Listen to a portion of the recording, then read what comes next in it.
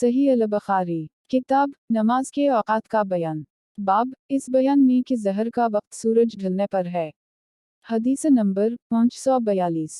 तर्जमा मुहम्मद बन मकातिल अब्दुल्ला खालिद बन अब्दाल रहमान गालिब क़ितान बकर बन अब्दुल्ला मज़नी अनस बन मालिक रिवायत करते हैं कि हम रसूल अल्लाह के पीछे नमाज पढ़ते थे तो गर्मी की तकलीफ से बचने के लिए अपने कपड़ों पर सजदा किया करते थे।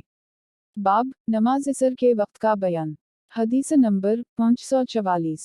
तर्जमा इब्राहिम बन मनज़र अनस बन नियाज हश्शाम बन मरू हज़रत आयशा रिवायत करती हैं कि नबी असर की नमाज ऐसे वक्त पढ़ते थे कि आफ़ताब इनके हुजरे से बाहर ना निकला होता था।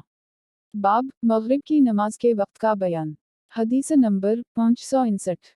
तर्जमा मुहम्मद बन महरान वलीद ओज़ाई अबुलजाशी अता बन सहीब राफ़े बन खदीज के ज़ाद करदा ग़ुलाम रिवायत करते हैं कि मैं राफ़े बन खदीज को कहते हुए सुना कि हम नबी के हमरा मग़रिब की नमाज पढ़ते थे तो हम में से हर एक नमाज पढ़ के ऐसे वक्त में वापस आ जाता था कि वो अपने तीर के गिरने के मकामात देख सकता है।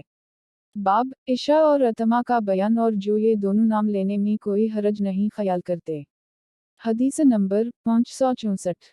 तर्जमा अब्दान अब्दुल्ला यूनस ज़हरी सालम अब्दुल्ला बन उम्र रिवायत करते हैं कि एक शब रसूल अल्लाह ने हमें इशा की नमाज पढ़ाई और ये वही नमाज है जिसको लोग अतमा कहते थे। नमाज से फारिग होकर हमारी तरफ मुतवज्जे हुए और फरमाया कि मैं तुम्हें तुम्हारी इस रात की खबर दूं। अगली सदी के आगाज़ में जो लोग ज़मीन पर जिंदा हैं इनमें से कोई बाकी ना रहेगा।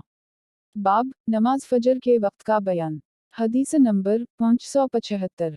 तर्जमा उमरू बन आसिम हमाम क़ितादा अनस रिवायत करते हैं कि ज़ैद बन साबित ने मुझसे बयान किया कि सहाबा ने नबी के हमरा सहरी खाई इसके बाद नमाज के लिए खड़े हो गए। मैंने पूछा कि इन दोनों में कितना फसल था। ज़ैद ने कहा 50 या 60 आयत की तिलावत के अंदाजे पर।